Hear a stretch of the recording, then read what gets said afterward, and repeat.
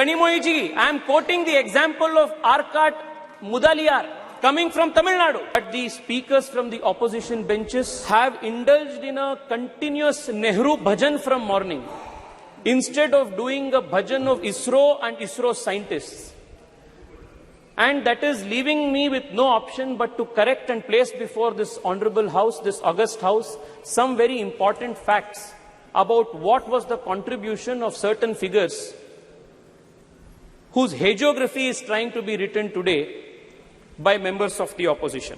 An impression is made to be given that everything scientific in India, all scientific achievements in India, whether it is ISRO, whether it is DRDO, whether it is CISR, whether it is IISc, every scientific achievement in India is credited to Nehru. But the reality is far from that. Most of the scientific institutions that are a nation's pride today were all started by people in pre-independence India when Nehru had no role to play.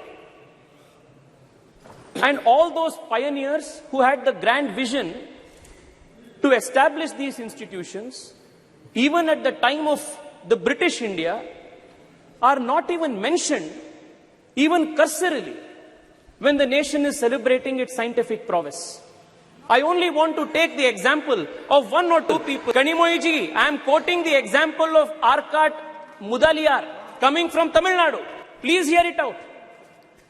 In 1942, when India was not independent, Arkat Ramaswamy Mudaliyar, he envisioned an institution by the name Council of Scientific and Industrial Research in India and established it from 1940 to 1942 with the help of Shanti Swarup Bhatnagar. Nehru had nothing to do with it. Today, most number of patents in the country are filed because of CSIR, and it is one of the most important scientific research organizations in the country, and Nehru had nothing to do with it. Let me tell you what role Nehru played. Immediately after independence, when the institute, CSIR, was brought under the Ministry of Industries and Commerce. In one of the meetings, at the very beginning of the CSIR after independence, Pandit Nehru says, "The members of the governing body will appreciate that it is difficult for me to devote much time to many aspects of the work of the council. For the present everyday work, Dr. Shyama Prasad Mukherjee will, however, look after the council."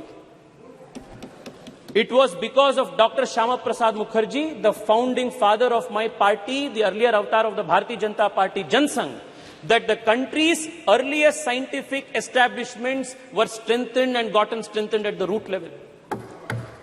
Dr. Shyama Prasad Mukherjee, as the Minister of Industries and Commerce, set up the National Physical Laboratory, National Chemical Laboratory, National Metallurgical Laboratory, Fuel Research Institute, Ceramic Research Institute, Central Leather Institute, Central Electrochemical Institute. All of these institutions were started, strengthened and supported by Dr. Shyama Prasad Mukherjee. But today, Arkat Ramaswamy's name is not mentioned. Dr. Shyama Prasad Mukherjee's name is not mentioned. Shanti Swarup Bhatnagar's name is not mentioned. Morning till now, I have been seeing it's only Nehru bhajan that is going on. The cosmos of the Congress party starts with Nehru and ends with Rahul Gandhi.